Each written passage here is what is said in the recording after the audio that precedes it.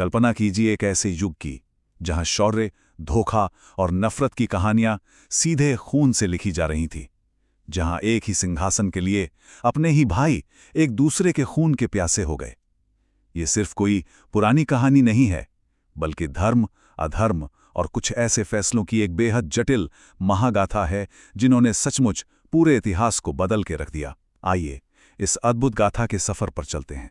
ठीक है, तो चलिए सीधा इस कहानी की गहराई में उतरते हैं। जरा सोचिए, राजमहल की दीवारें तक कांप रही थीं। सिर्फ एक प्रतिज्ञा, पासों का एक खेल और एक बिल्कुल खामोश राज्यसभा। बस इन तीन चीजों ने दुनिया के सबसे भयानक युद्ध की नींव रख दी। मतलब ये संघर्ष सिर्फ तलवारों या तीरों का नहीं था, बल्कि दिमाग, चालाकियों और उसूलों की एक बहुत बड़ी जंग थी।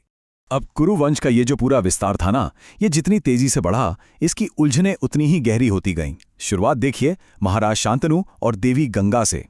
गंगा का अपने ही बच्चों को नदी में बहाना और शांतनु का चुप रहना, ये पहला बड़ा झटका था। उसके बाद देवव्रत यानी हमारे भीष्म पितामह, उन्होंने ऐसा बलिदान दिया, आजीवन ब्रह्मचर्य की वो भयानक प्रतिज्ञा ली जिसने सिंहासन के लिए एक बहुत बड़ा और खतरनाक खालीपन पैदा कर दिया। इसी शून्यता को भरने के लिए नियोग प्रथा का सहारा लिया गया और फिर उसी से वो पीढ़ी सामने आई जिसे आगे चलकर इस पूरी अफरा तफरी का अंजाम भुगतना था। और यहीं से शुरू होता है पहला अध्याय, प्रतिद्वंदिता, ईर्ष्या और संघर्ष के बीज। हस्तिनापुर के प्रांगण में कौरव और पांडव एक साथ बड़े हो रहे थे। एक ही छत के नीचे गुरु द्रोणाचार्य से एक जैसी शिक्षा ले रहे थे, लेकिन भीतर ही भीतर उनके दिलों में नफरत पल रही थी। एक ऐसी नफरत जो भविष्य के महाविनाश की तैयारी कर रही थी। और ये स्लाइड बहुत ही शानदार तरीके से दोनों पक्षों के अंतर को दिखाती है। एक तरफ थे हमारे पांडव, युधिष्ठिर की सत्यनिष्ठा, भीम की ताकत और अर्जुन का वो कौशल जिसका कोई मुकाबला ही न हो। वो सत्य और धर्म के प्रतीक थे। लेकिन दूसरी तरफ था दुर्योधन। वो बचपन से ही इन गुणों से जलता था। उसे लगता था कि सिंहासन पर सिर्फ और सिर्फ उसका हक है, और उसकी इसी जलन और असुरक्षा को हवा दी उसके मामा शकुनी ने, जो हस्तिनापुर से अंदर ही अंदर नफरत करता था। अब देखिए, जब नफरत अपनी हदें पार कर देती है ना, तो वो सीधे हत्या की साजिश बन जाती है। शकुनी और दुर्योधन ने पांडवों को जिंदा जलाने के लिए लाक्षागृह का वो खौफनाक षड्यंत्र रचा, एक मोम का महल। लेकिन पांडव भी कम नहीं थे। वो एक गुप्त सुरंग से बच निकले, फिर वन वन भटकते हुए द्रौपदी के स्वयंवर तक पहुंचे। और जब ये बात सामने आई कि वो जिंदा हैं, तो खुले युद्ध को टालने के लिए साम्राज्य को बांट दिया गया। कौरवों ने हस्तिनापुर रखा और पांडवों को मिला खंडहर जैसा खांडवप्रस्थ, जिसे उन्होंने अपनी मेहनत से भव्य इंद्रप्रस्थ बना दिया। लेकिन शांति ज्यादा दिन टिकने वाली नहीं थी। अब हम आते हैं दूसरे अध्याय पर, जुए का वो खेल और इतिहास का सबसे बड़ा धोखा। एक ऐसा प्रतिशोध जिसने मर्यादाओं की हर सीमा को तोड़ दिया और पूरे कुरुवंश का गला घोट दिया। आइए देखते हैं कि ये सब हुआ कैसे। शकुनी ने पासों का ऐसा जाल बिछाया कि युधिष्ठिर बस हारते चले गए। राजकोष, बेशकीमती रत्न और पूरा का पूरा इंद्रप्रस्थ हार गए। बात यही नहीं रुकी। उन्होंने अपने चारों भाइयों को दांव पर लगाया, खुद को दांव पर लगाया और दास बन गए। और अंत में दुर्योधन के उकसाने पर अपनी पत्नी महारानी द्रौपदी को भी दांव पर लगा दिया और हार गए। जरा सोचिए उस पल के बारे में, जब दुशासन महारानी द्रौपदी को बालों से पकड़कर घसीटते हुए भरी सभा में लाया, तो उस विलाप करती हुई स्त्री ने राजसभा के सामने एक ऐसा सवाल फेंका जिसने सबको सन्न कर दिया। उसने पूछा, जब राजा युधिष्ठिर खुद को पहले ही हार चुके थे, तो क्या उनके पास मुझे दांव पर लगाने का कोई भी अधिकार बचा था? ये इतना तीखा और तार्किक सवाल था कि किसी के पास इसका जवाब नहीं था। सब कायरों की तरह चुप बैठे रहे। और ये सच में, ये दृश्य अंदर तक झकझोर देता है। उस सभा में कौन नहीं था?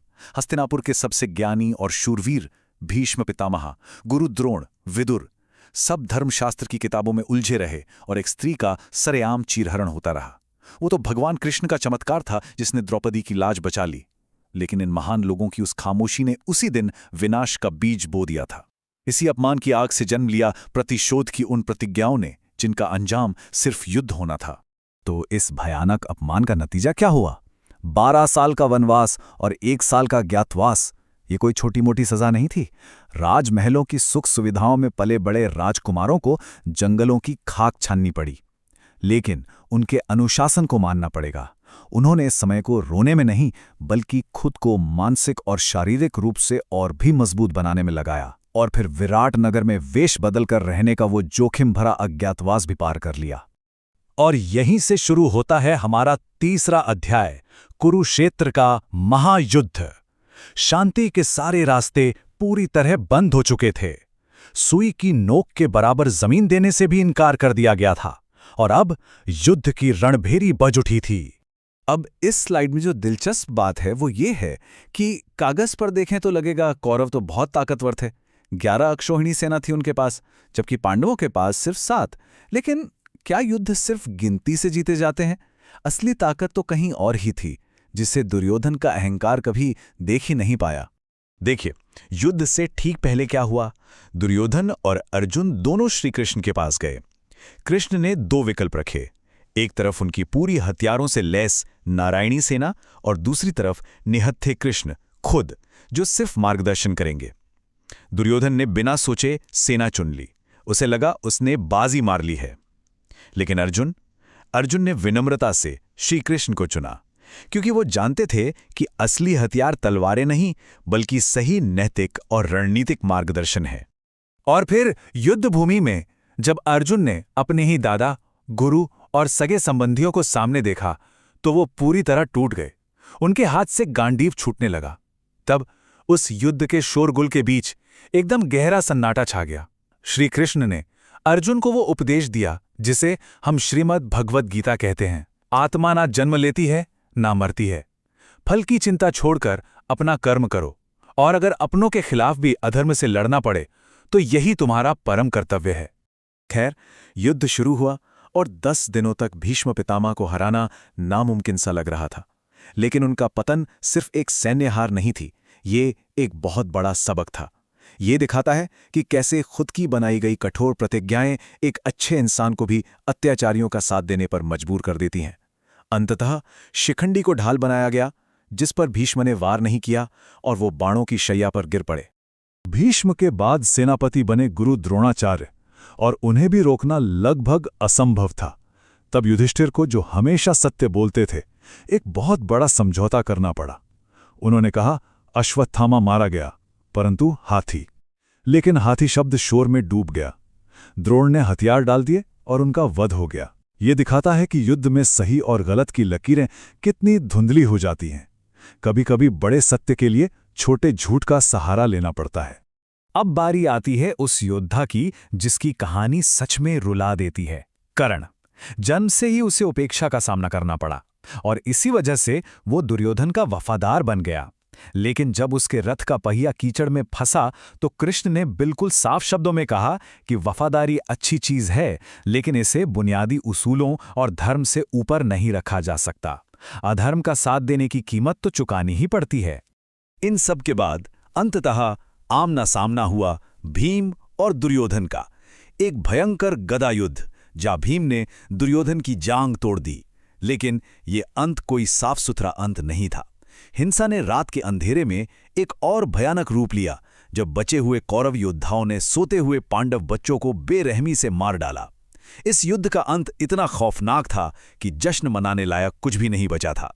और इस तरह हम पहुंचते हैं इस गाथा के चौथे और अंतिम अध्याय पर, परिणाम, अपराध बोध और वो अंतिम सत्य। कुरुक्षेत्र का मैदान शांत तो हो गया था, लेकिन वो सन्नाटा इतना भारी था कि हर जीत फीकी लगने लगी थी। सच कहूं तो ये कोई हैप्पी एंडिंग नहीं थी। युधिष्ठिर सम्राट तो बन गए, लेकिन वो बैठे किस चीज पर थे? अपने ही भाइयों, गुरुओं और बच्चों की राख से बने सिंहासन पर। ये महागाथा हमें बताती है कि युद्ध चाहे जीता जाए या हारा जाए, इसका जो मनोवैज्ञानिक बोझ होता है वो इंसान को अंदर तक तोड़ देता है। सालों तक राज करने के बाद एक ऐसा समय आया जब पांडवों को सब कुछ पीछे छोड़ना पड़ा। वो हिमालय की आखिरी चढ़ाई पर निकल पड़े, लेकिन शारीरिक ताकत यहां बिल्कुल काम नहीं आई। द्रौपदी का मोह, भीम का घमंड, अपनी इन्हीं अंदरूनी मानवीय कमजोरियों के बोझ तले वो एक एक करके बर्फ में गिरते चले गए। अब केवल युधिष्ठिर आगे बढ़ रहे थे, और पता है उनके साथ कौन था? सिर्फ एक कुत्ता। जब उन्हें स्वर्ग में प्रवेश मिलने लगा तो शर्त रखी गई कि इस कुत्ते को बाहर छोड़ना होगा, लेकिन युधिष्ठिर ने साफ मना कर दिया। उन्होंने कहा कि जो मेरी शरण में है उसे छोड़ना सबसे बड़ा अधर्म है। ये करुणा की सबसे बड़ी परीक्षा थी। और वो इसमें पूरी तरह खरे उतरे। तो इस पूरी चर्चा का सबसे अहम बिंदु ये है कि सच्चा धर्म आखिर है क्या। ये सिर्फ हाथ जोड़कर शांति मांगना नहीं है। सच्चा धर्म है अहंकार को त्यागना, मुश्किल फैसले लेने की हिम्मत रखना और चाहे सामने कोई भी हो, अन्याय के खिलाफ पूरी ताकत से खड़े होना। महाभारत का ये युद्ध क्या सच में केवल कुरुक्षेत्र के मैदान में ही खत्म हो गया था?